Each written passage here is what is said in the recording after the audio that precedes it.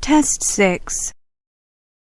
You will hear a number of different recordings and you have to answer questions on what you hear. There'll be time for you to read the instructions and questions, and you have a chance to check your work.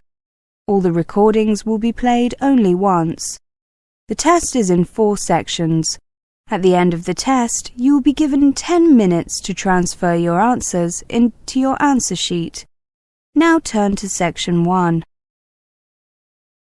Section 1. You will hear a talk between a student and an accommodation officer. First, you have some time to look at questions 1 to 10.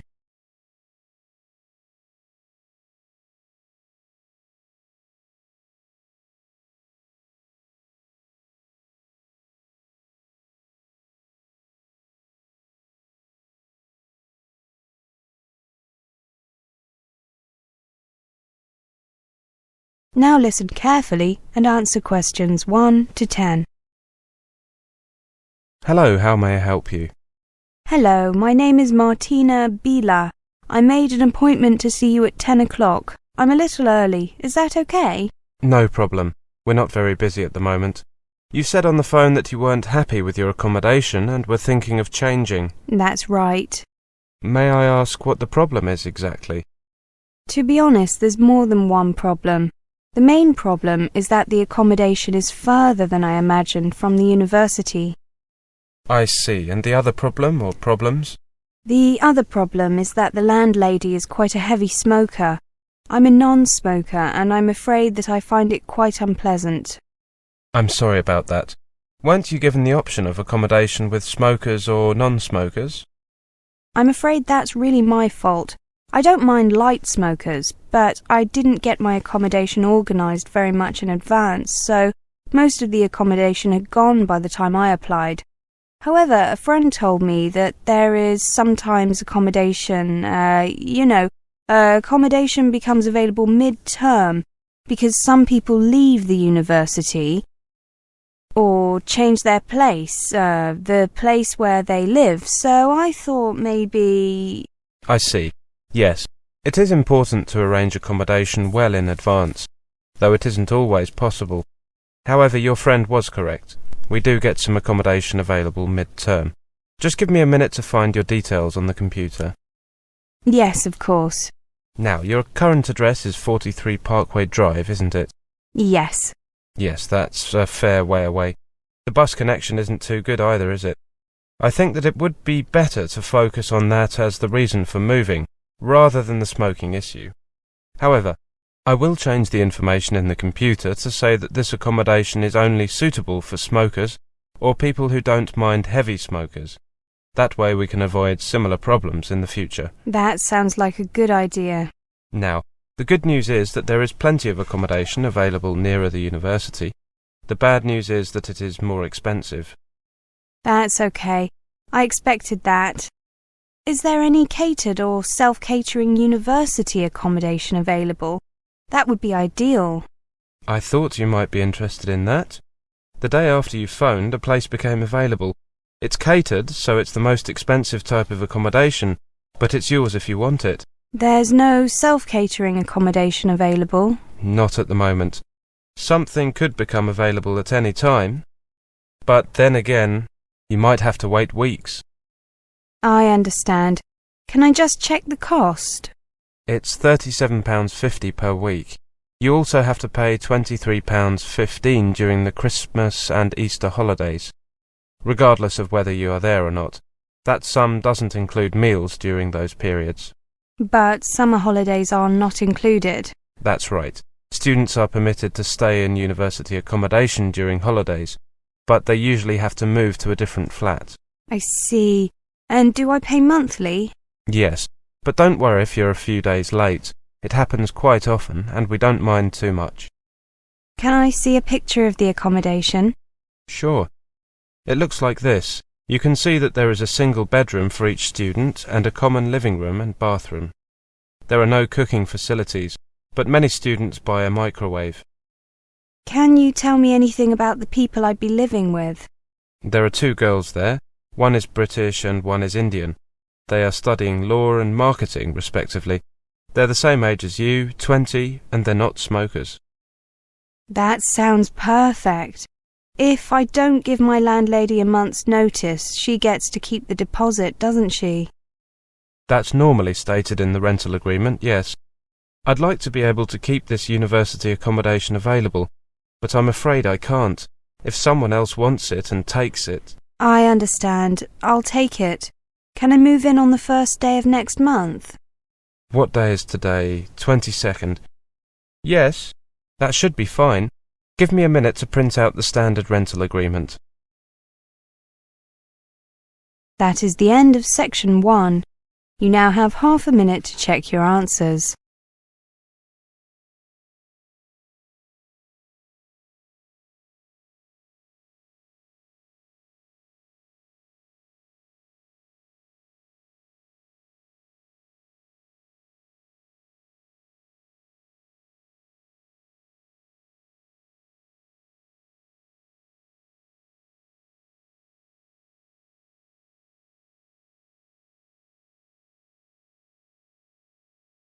Now turn to section 2. Section 2. You'll hear a lecture. First, you have some time to look at questions 11 to 20.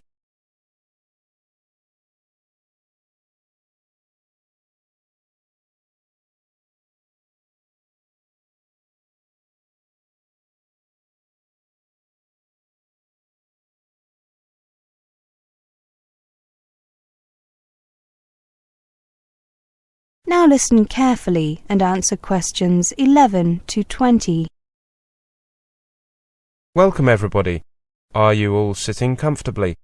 My name is David Price, and this is our first meeting in a series of presentations called Countdown to Departure. I know that you have just arrived here for your year-long course prior to going abroad, but it is certainly worth taking the time to consider, to think about events that will take place a year or almost a year from now.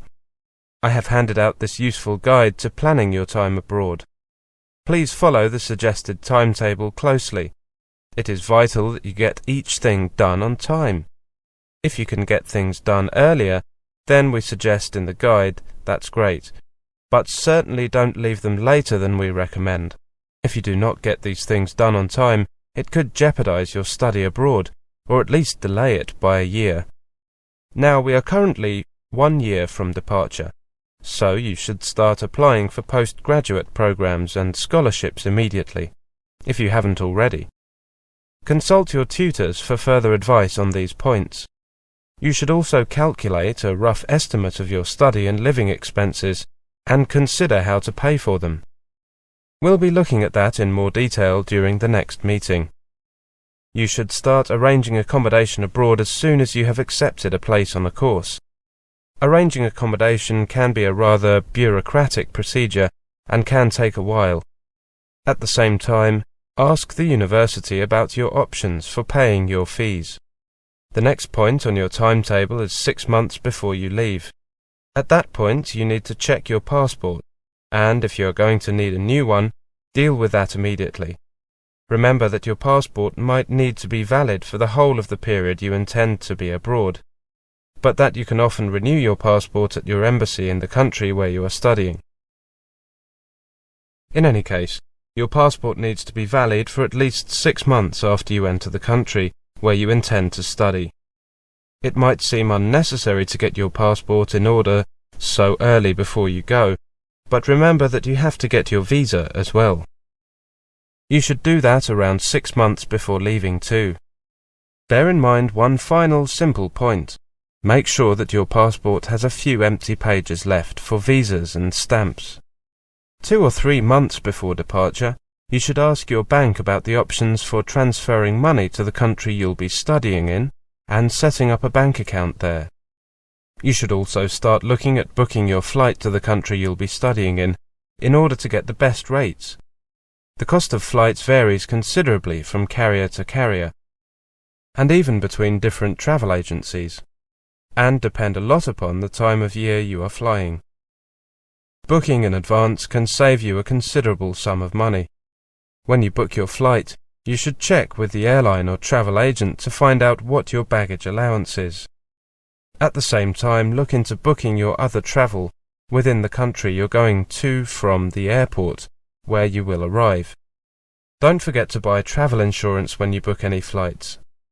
Finally, still 2 or 3 months before departure, make sure that you have an unconditional letter of acceptance from the university you're going to attend. This is vital, as it facilitates entry clearance if into the country. Next, about 1 month before leaving, find out whether you will be entitled to receive free health treatment in the country you're going to, and find out how much you will have to pay if not. Look into arranging health insurance if necessary. Also, buy currency and traveller's checks to cover your first few weeks in the country. Watch the exchange rates and pick a good time, but do not leave it too late. If you are buying traveller's checks or a large amount of money of currency, your bank may need a while to arrange this. Another thing to do is find out what you can take into the country and what items are prohibited. Finally, find out whether your home insurance policy will cover your belongings while they are abroad. If not, arrange suitable insurance or look into the possibility of arranging a policy in the foreign country. The last point on this timetable is 2 weeks before you leave. At this time, you need to do 2 things. One is to ask your doctor to write a letter explaining any prescription medicines, what they are, and why you are taking them. The second is to request a reference letter from your bank in your own country, as this will help you to open a bank account abroad. Now, let's take a closer look at. That is the end of section 2. You now have half a minute to check your answers.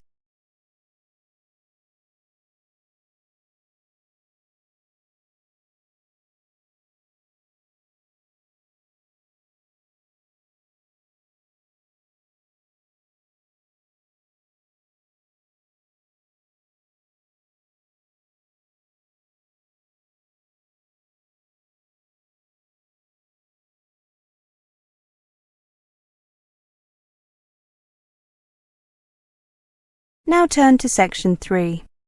Section 3. You will hear a conversation. First, you have some time to look at questions 21 to 30.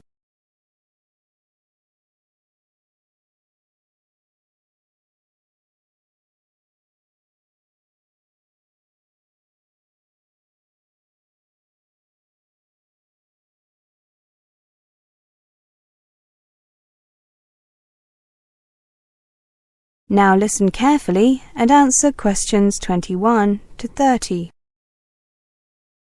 Hello, Dinesh. Come in. You said on the phone that you had a few problems to discuss with me.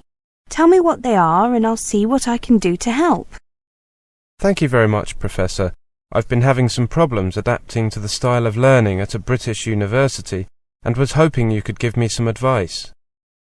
I'll do my best. You won't be the first overseas student to have problems. What's your first problem? Well, my first problem is organising my time. I mean, after I worked out my timetable for lectures, seminars and tutorials, I was surprised to find that I had quite a lot of free time. However, that's how it looked on paper, and not as it has turned out in reality. I see. Take control of this time and organise it carefully. Time that is not organised can disappear very quickly, leaving you rushing to catch up on your work or even running out of time altogether. Learn the essentials of time management. First, make weekly or monthly plans that set out your study targets for the week or month ahead. Schedule time for reading and work out roughly how much you want to read in each session. Plan time to research and write your essays or prepare projects, so that you do not have to stay up late doing them at the last minute. Have you made such a plan? No, I haven't. That's obviously something I should do. I can easily fill that free time with extra studies. No, that's not what I mean. Don't plan to spend all your extra time studying. Remember to leave some time free for hobbies, sports, seeing friends, or simply relaxing. If you do not take time to enjoy yourself, your work will suffer and you will miss out on many other worthwhile experiences.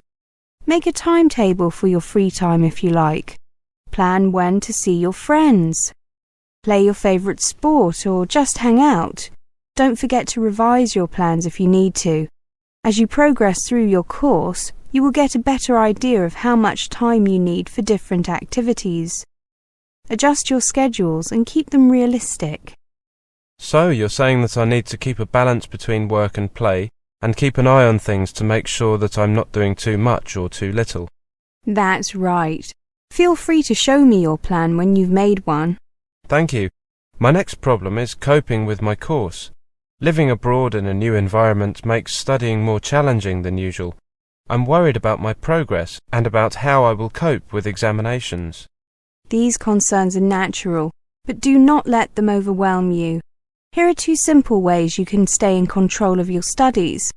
First, ask for regular meetings with your tutor. In your case, that's me, to review your progress and discuss any problems. You're doing that now, so you've taken the first step. Let me know if you are having any language difficulties, though in your case that seems doubtful. As you are probably aware, there is a language centre here where all students can use language learning materials, but is probably not of much use to you. Second, why not try to form a mutual support group with other international students to discuss common challenges and to share useful ideas? This can be particularly helpful if you find the teaching methods very different from those you have experienced before. Another type of support group could be other students in your subject area. Get together with students on similar courses to discuss the issues, swap ideas, and give each other support. Yes, the second idea is particularly good. As you know, there are not so many overseas students on this course, but I know some other students from my country on other courses here. I think that I feel overwhelmed because I have set myself unrealistic goals. Just talking to you has made me realize that I need to take a more realistic approach and put my problems into perspective. Just remember that whatever concerns you may have about new learning methods, managing your time or handling your workload, there is someone here who can help. I'm happy to be that person. All you have to do is ask. Hopefully I can offer you a practical solution. Thank you very much. There is one other thing. When we had the orientation, the International Student Advisor mentioned a book that's available from the campus bookshop. It's not specifically for overseas students, but she said it was useful. I didn't write it down. You wouldn't happen to know the book I mean, would you? I know it. I recommend it. It's called Learn How to Learn by David Warner. I'm popping over to the bookshop myself now. Perhaps we could go together. That is the end of section 3. You now have half a minute to check your answers.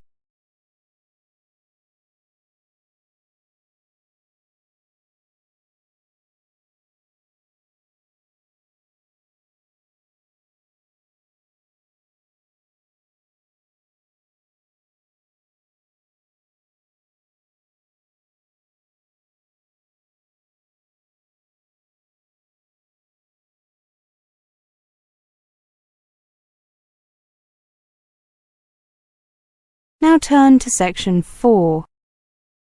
Section 4. You will hear a lecture. First, you have some time to look at questions 31 to 40.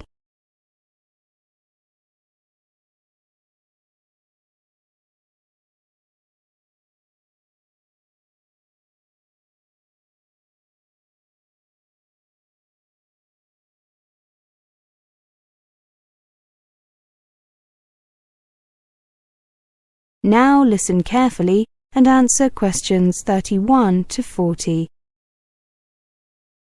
Part of the role of university education is to prepare students for their professional life and career. Part of this preparation is to introduce and train students in lifelong learning, preparing them to approach their career as a continuous learning experience, rather than assuming that the end of their university education represents an end goal beyond which there is no need for further learning. Therefore, students are encouraged to develop as independent learners. An independent learner is one who takes responsibility for his or her own learning and is not always dependent on teacher being available to guide and correct. Such a student sets their own learning goals, makes their own decisions as to when and how to study for these goals, and also evaluates their own progress and develops further goals. This is not always easy for students, particularly those whose secondary education has been very teacher-focused, with teaching conducted mainly in lecture format and with little opportunity for the students to take any control of the learning process. At university, while much teaching is conducted via lectures, students are expected to become increasingly independent in their learning. Departments approach this issue in a number of ways. For example, they might provide personal mentors. This could be a student or a member of staff who is available to discuss problems that the student might have and who will support the student in the process of becoming an independent learner. The second one requires the student to make certain choices about their course, either in the elements they choose to learn or in the way in which they choose to learn them. Thirdly, there is the provision of learning opportunities outside the confines of the campus, including study trips and student exchanges. In the English Language Centre, we try to help the development of learner independence. This English Language Centre is a self-access one. A self-access centre is a place where learners come voluntarily to improve the subject that they are studying. In the case of the English Language Centre, we focus on English language. In a self-access centre, it is the student who decides what to study, when to study, how long to study, what materials to use, how to use the materials, and how to assess effectiveness. The learner is not, however, left totally alone. Learners are encouraged to come to the centre in groups, so that they can help each other in the learning process, and there is also always an English teacher available to answer any questions that students might have, to discuss their progress, and to help the learner assess their work. Let's take an example. Mary and her friend Jim have decided they need to improve their report writing skills. They decide to go to the ELC twice in the next week, for 2 hours each time, from 5 o'clock to 7 o'clock. The first thing they do is talk to the English teacher there, to help them identify what particular elements of writing a report they find especially difficult. Having done this, they identify suitable books, videos, or computer programs from the index, with help from the teacher if needed. Looking at the materials, they decide which to use first, and how to best to use it.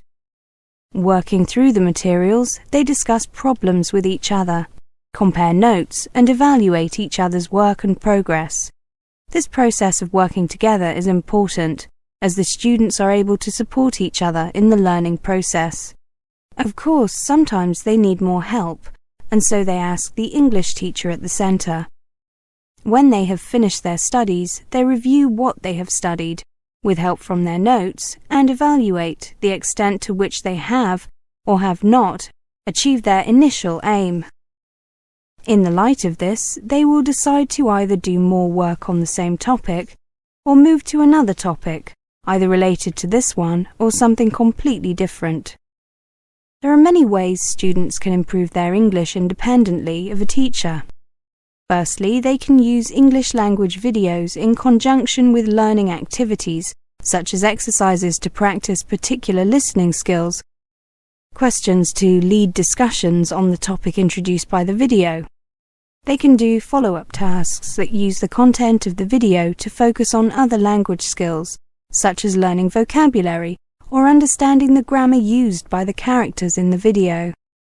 Secondly, they can use a computer program to improve their pronunciation by identifying and then practicing the individual sounds used in English. Thirdly, they can use a book to find a model business letter, for example, writing one of the same type but with different information, and then discussing it with the ELC teacher before finally rewriting it.